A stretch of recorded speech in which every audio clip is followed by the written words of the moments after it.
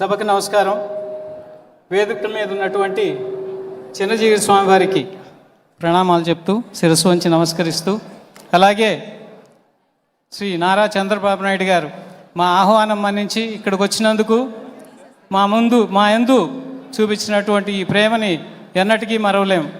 అలాగే వేదిక మీద ఉన్న పెద్దలు శ్రీ ఎన్వి రమణ గారు, రఘురామకృష్ణరాజు గారు, తుమ్మల నాగేశ్వరరావు గారు, అలాగే కంబంపాటి రామ్మోహన్ రావు గారు, మురళీమోహన్ గారు, ఆర్ నారాయణమూర్తి గారు, తనికెళ్ళ భరణి గారు, వేణుగోపాలాచారి గారు, వీరందరికీ కూడా పేరు పేరున ధన్యవాదాలు తెలియజేసుకుంటూ, నేను ఈ ప్రస్థానం సాగించింది 1999లో.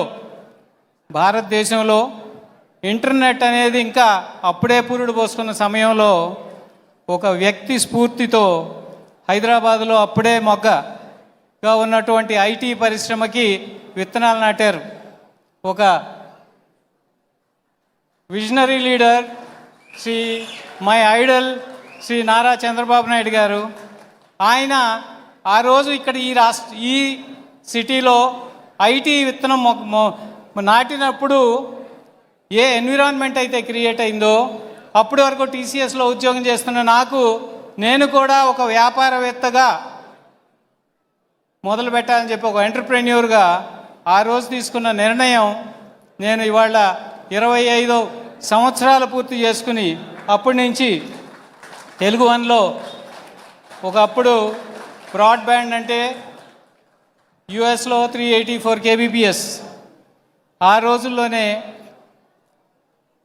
ఎక్కడా కూడా ప్రపంచంలో ఇంటర్నెట్ తప్పించి వేరేటువంటి తెలుగు వాళ్ళకి ఎంటర్టైన్మెంట్ లేని సమయంలో ఒక తెలుగు వన్లో ఆడియో, వీడియో, టెక్స్ట్ అన్ని ఫార్మాట్స్లోనూ everything and anything intangible will be delivered through net అని చెప్పి నమ్మి, ఆ దృక్పథంతోనే మొదలుపెట్టి ఈనాడు 25 వసంతాలు పూర్తి చేసుకుని average life of any enterprise in India ఈ 17 years.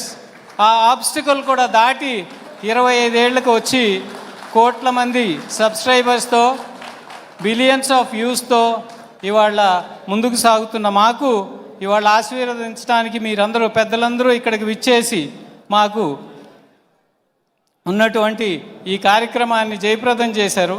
So I want to thank all those who are part and parcel along with me in this journey.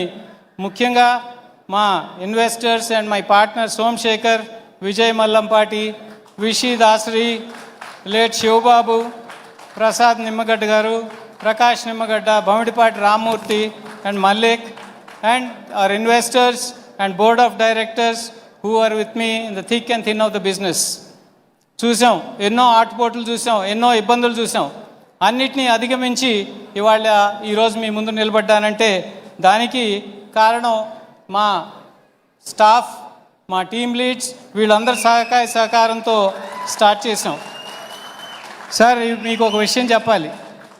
ఈ ఫీల్డ్లో, ఇంటర్నెట్ రంగంలో ఈ 25 ఏళ్లలో మేము ఎంప్లాయ్ చేసుకున్న వాళ్ళు సుమారు 998 మంది ఎక్స్ ఎంప్లాయీస్. మా దగ్గర ఉన్న వాళ్ళు ఒక 250 మంది వాళ్ళు పనిచేస్తున్న వాళ్ళు. ఇంతమందికి ఈ కొత్త ఏరియాలో స్కిల్ డెవలప్మెంట్ ఇచ్చి ముందుకు పంపించి ఇవాళ ప్రపంచం నలుమూలలు ఎక్కడికి వెళ్ళినా సరే మా తెలుగు వన్ ఎంప్లాయీ ఎవరో ఒకళ్ళు ఏదో ఒక దేశంలో కనిపిస్తారు.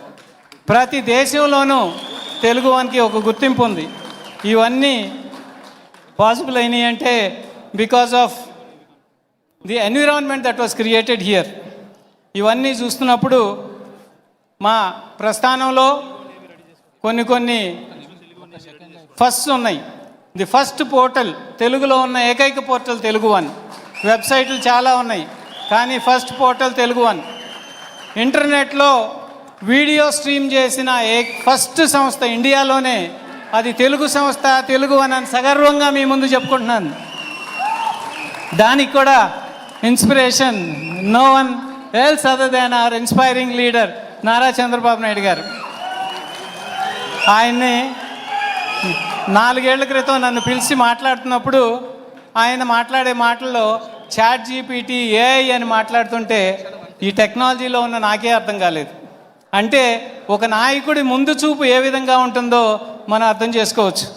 ఆయన ఇన్స్పిరేషన్తోనే ఇలా ముందుకెళ్తున్న మేము ఒక ఇంటర్నెట్ రేడియో, తెలుగులో ఒక ఇంటర్నెట్ రేడియో ఒకటి ఉంది. గ్లోబల్ రేడియో, గ్లోబల్గా ఉన్న తెలుగు వాళ్ళందరినీ కనెక్ట్ చేస్తూ 24/7 లైవ్ షోస్ చేసే ఏకైక రేడియో టోరీ, అంటే Telugu one radio on internet. ఈ మాధ్యమం ద్వారా ఈ మాధ్యమాన్ని ఇంకా విస్తృతం చేయాలని చెప్పి మేమందరం కూడా ఇప్పుడు ప్రణాళికలు ఉన్నాయి. మా తెలుగు వన్ నుంచి వందలాది మంది యాక్టర్స్ బిగ్ స్క్రీన్కి వెళ్ళారు. ఒక 20 మంది డైరెక్టర్స్ పెద్ద పెద్ద స్టార్స్తో వాళ్ళు డైరెక్ట్ చేస్తున్నారు. సింగర్స్, ఎందుకు నిన్నగాక మొన్న నాటు నాటు పాడిన రాహుల్ సిప్లిగంజ్ మా దగ్గర ప్రైవేట్ ఆల్బమ్స్తో స్టార్ట్ చేసిన కుర్రాడే. ఇలా తెలుగు వన్ అనేది ఒక టాలెంట్ ప్లాట్ఫామ్. ఇవన్నీ చేస్తూ మేము ముందుకు వెళ్తున్నాం. అయితే ఒక విషయం వేదిక మీద ఉన్న పెద్దలందరికీ మన్నవించుకోవాలి. ఇంటర్నెట్, యూట్యూబ్ అంటే ఈ గొట్టం ఆ గొట్టం, ఆ ట్యూబ్ ఈ ట్యూబ్ అని కొంత హేళనగా మాట్లాడతారు. Sir, there is a regulation for news publishing. కేబుల్లో కానీ, ప్రింట్లో కానీ, శాటిలైట్లో కానీ, ఇక్కడ అన్ని చోట్ల కూడా there is a regulatory authority. Social మీడియాకి లేదు. ఇంటర్నెట్ అనేది డబుల్ ఎడ్జ్ స్వార్డ్. మీరు దాన్ని కనుక కంట్రోల్ చేసి న్యూస్ పబ్లిష్ చేసే సంస్థలు ఏయో వాటికి మాత్రమే పర్మిషన్ ఇస్తే, వాటికి బ్యాక్గ్రౌండ్ చెక్ చేసుకుని వాళ్ళు ఎంతమందిని ఎంప్లాయ్ చేస్తున్నారు, వాళ్ళు ఈఎస్ఐ పిఎఫ్ కడుతున్నారా, వాళ్ళకి జర్నలిస్టులు ఉన్నారా లేదా ఆన్ బోర్డు, ఇలాంటివి కొన్ని చెక్ చేసి మీరు ఆ సంస్థలకు మాత్రమే ఇంటర్నెట్. ఎందుకంటే నేను 10 ఏళ్ల క్రితం కొంతమంది పెద్దలతో మాట్లాడినప్పుడు connected devices will be future అని చెప్పాను. అంటే టీవీస్ కనెక్టెడ్ ఉంటాయి, మీ మొబైల్స్ కనెక్టెడ్ ఉంటాయి, ఇంట్లో అన్ని డివైజెస్ కనెక్టెడ్ ఉంటాయి. ఈ కనెక్టెడ్ డివైజెస్ వచ్చినాక, 5G వచ్చినాక, ఇక అది శాటిలైట్ నుంచి వస్తుందా, ఇంటర్నెట్ నుంచి వస్తుందా అనేది ఏది దేంట్లో వ్యత్యాసం ఉండదు. కాబట్టి మీరందరూ కూడా దీన్ని రెగ్యులేట్ చేసుకోగలిగితే future governments can use, political parties or public or doctors or engineers, everybody can use this platform in a proper way. ఎందుకంటే దీనికి రెండు వైపులా ఉంది పదును. మంచికి ఉంది, చెడుకి ఉంది. సినిమా వాళ్ళు ఎంత సఫర్ అవుతున్నారో చూస్తున్నాం. అలాగే పొలిటీషియన్స్ మీద కూడా ట్రోలింగ్ ఏ రేంజ్లో ఉంటాయో కూడా చూస్తున్నాం. కాబట్టి వీటిని అన్నిటినీ చూసుకుని గవర్నమెంట్స్ అండ్ పొలిటికల్ పార్టీస్ ఒక డెసిషన్, దీని మీద ప్రాపర్ డెసిషన్ తీసుకుంటే బాగుంటుందని చెప్పి నేను విన్నవిస్తూ ఒక చిన్న ఫైనల్గా ఒక చిన్న మాట చెప్పి నేను ముగిస్తాను. తెలుగు వన్ 25 ఏళ్ళ ప్రస్థానం ఒక ఎత్తు అయితే, రేపు రాబోయే 25 ఏళ్ళు ఇంకొక ఎత్తులో ఉంటుంది. హైదరాబాద్ సెంట్రిక్గా ఇక్కడి నుంచి ఆపరేట్ చేసాం. వేలాది మంది స్కిల్డ్ టాలెంటెడ్ పీపుల్ని ట్రైన్ చేసి మార్కెట్లోకి పంపించాం.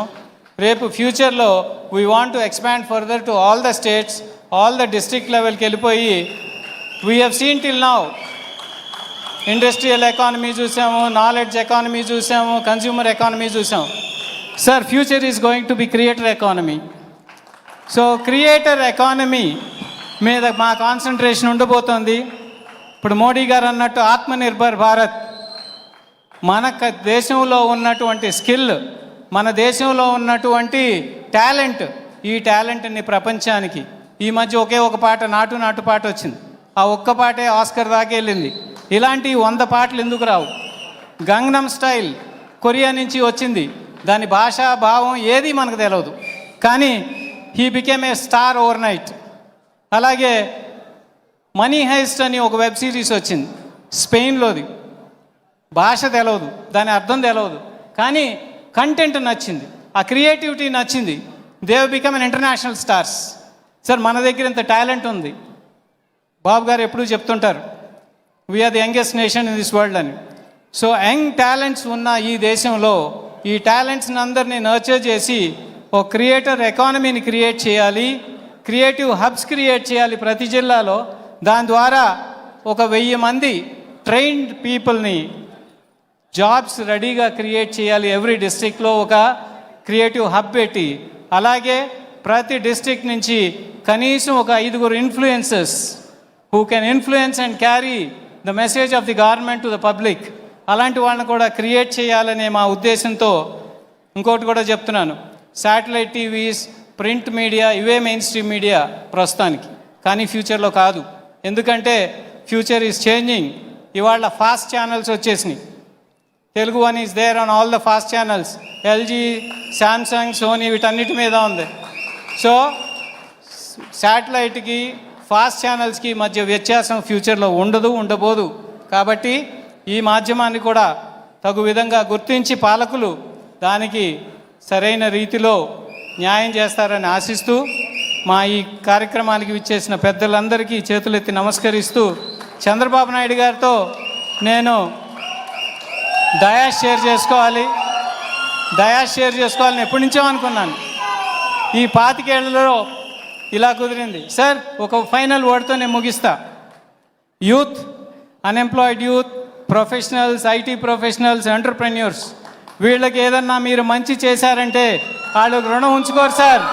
They will give you back. We have shown it with our gratitude, with our CBN gratitude. మిమ్మల్ని దుర్మార్గులు ఇబ్బంది పెట్టినప్పుడు ఇక్కడ గచ్చిబౌలిలో సిబిఎన్ గ్రాటిట్యూడ్, ఆ రోజున ఎంతమంది స్వచ్ఛందంగా తరలి వచ్చారంటే దట్ ఈస్ ది